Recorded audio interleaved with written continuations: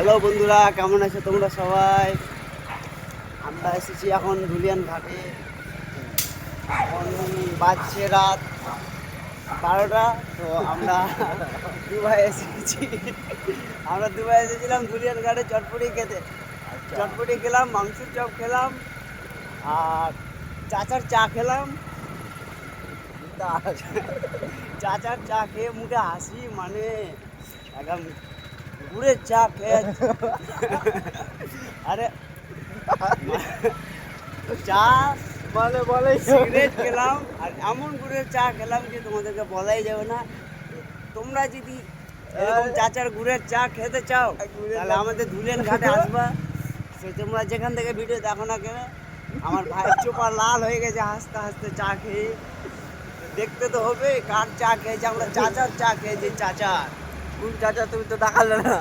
তো আমার চাচাকে আমি দেখাবো কালকে।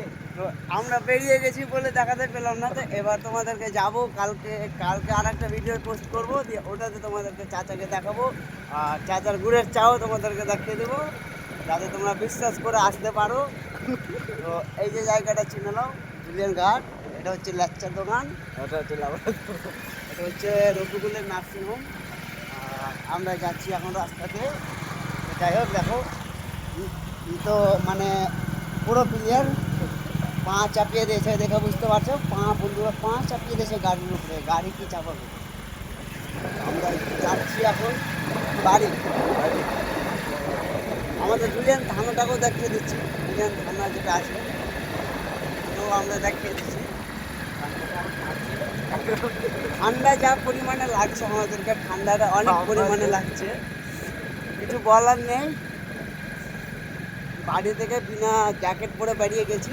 এই যে আমাদের থানা, যাই হোক বলছি, হচ্ছে আমাদের ধুলিয়ান থানা, জেলা মুর্শিদাবাদ। আর এটা হচ্ছে জাপানি মন্দির। তো আমরা বাড়ি থেকে যাচ্ছি। তো আমাদেরকে কালকে জানাবো, চাচার চা দেখাবো, চাচারটা দেখাবো। তো বাই বাই বন্ধুরা।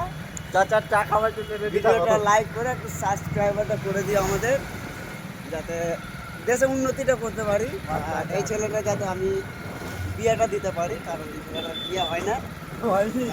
ছেলেটার বিয়ে হয় না, তো তোমরা সবাই একটু সাহায্য করে বিয়েটা দিয়ে দেওয়ার ব্যবস্থাটা করো, যাই করে হোক। তো আমি এখন ভিডিওটা অফ করলাম।